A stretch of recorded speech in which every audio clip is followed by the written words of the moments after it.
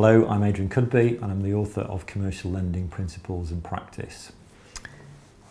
Financial analysis. Financial information is absolutely fundamental to the management of a business, and banks need regular financial information to check the financial health of the businesses they lend to. This particular part of the book is very much aimed at people who don't necessarily have any business background, and I teach a lot of students who have come from humanities degrees and other disciplines. So this is, for me, something where if you approach this on a very logical basis, step by step, then you will understand what is needed in terms of financial analysis for business. So the first thing I want to talk about is the annual accounts. And I often describe these as being a financial snapshot of the business at a point in time. They are the state of the health of the business, but they are at a particular point in time. Limited companies, by law, have to produce accounts. And these have to be produced to specific sets of accountancy standards. And you will see the phrase Financial Reporting Standards 102 or FRS 102.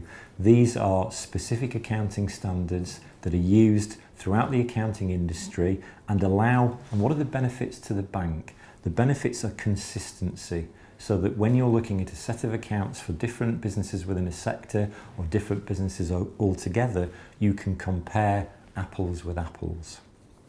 So what are the key components? What we do normally expect to see in annual accounts? Well, of course, what sort of money the business is making or losing, so the profits and losses in that particular period. The second thing is the assets and liabilities of the business. And the third thing is, from the owner's point of view, what is the share capital these people have in the business?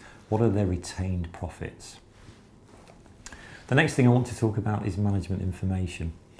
And often customers seem to think that management information is just for the bank, but it's what it says on the tin. It's management information. It's to allow management, the directors, to run that business. And directors and management should know how their business is performing. And management information allows them on a monthly or quarterly basis to compare performance to budgets, to allow them to see how they've compared to previous years, and also to look at the differences or what the bank might call the variance. So this is something that allows you very quickly to see how the business is performing. The last thing I want to talk about is ratio analysis. When you're looking at financial information, you will analyse and compare periods. So usually when you're looking at annual accounts, comparing one year to another. And you'll usually look at, say, 3 years and compare how the business has performed. And you will split those into 3 areas. One is liquidity, how much cash the business has and its ability to repay its borrowing.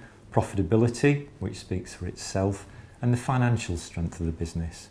And these are all important in their own right, and again, they are looked at holistically by the bank.